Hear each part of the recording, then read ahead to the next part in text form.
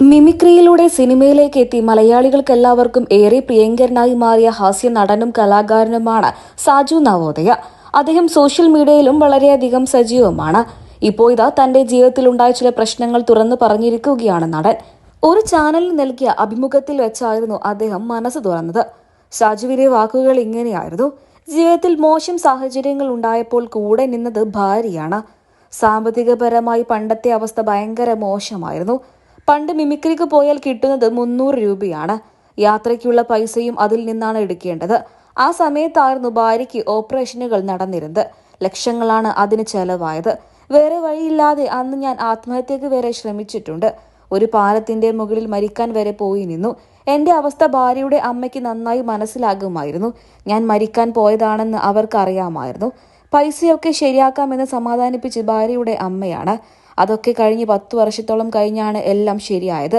സത്യം പറഞ്ഞാൽ ചെറിയ പ്രായത്തിലാണ് ഞാൻ വിവാഹം കഴിച്ചത്. കല്യാണം കഴിഞ്ഞ് 1 വർഷത്തോളം ജോലിക്കൊന്നും പോകാതെയാണ് ഞാൻ ജീവിച്ചത്. അന്ന് കൂട്ടുകുടുംബമായിരുന്നു. മാറി താമസിച്ചപ്പോഴാണ് ജീവിതത്തെക്കുറിച്ച് കൂടുതൽ മനസ്സിലാക്കിയത്. ഭാര്യയ്ക്ക് വീട്ടുകാർ കൊടുത്ത സ്വർണം മുഴുവനും പണയം വെച്ച് നശിപ്പിച്ചു. ജീവിതത്തിൽ ഒരുപാട് മോശം സാഹചര്യങ്ങളിലൂടെ ഞാൻ കടന്നുപോയിട്ടുണ്ട്. എന്നാൽ ആ സമയത്തൊക്കെ തന്നെയും എനിക്ക് താങ്ങും തണലുമായി എന്നോടൊപ്പം നിന്നത് എൻ്റെ ഭാര്യയാണ് എന്ന് ഞാൻ എവിടെ വേണമെങ്കിലും പറയും. കാരണം അത്രമാത്രം വലിയ ആത്മബന്ധം തന്നെയാണ് ഞങ്ങൾ തമ്മിലുള്ളത്. ഇന്ന് ഞങ്ങളുടെ ജീവിതം ഒരുപാട് മെച്ചപ്പെട്ടു. ഇന്നും അവൾ തന്നെയാണ് എൻ്റെ ഭാര്യ.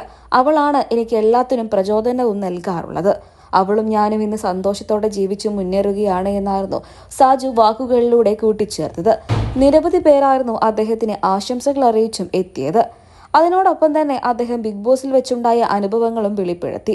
ബിഗ് ബോസുമായി ബന്ധപ്പെട്ട് ഒരു കോമഡി സ്കിറ്റ് ചെയ്തിട്ടുണ്ടായിരുന്നു. അതിന്റെ ഭാഗമായിട്ടായിരിക്കും ചിലപ്പോൾ അവർ എന്നെ പരിപാടിയിലേക്ക് വിളിച്ചത്. ബിഗ് ബോസിലേക്ക് എത്തിയപ്പോൾ പുറത്തുള്ള ബിഗ് ബോസുകളൊക്കെ തന്നെയും കണ്ടുപഠിച്ചായിരുന്നു അതിലേക്ക് എത്തിയത്. എന്നാൽ അതിലേക്ക് എത്തിയതിനു ശേഷമായിരുന്നു നമ്മൾ കരുതിയതല്ല ബിഗ് ബോസ് എന്നും അത് വ്യത്യസ്തമായ ഒരു ലോകമാണ് എന്നും മനസ്സിലായത്.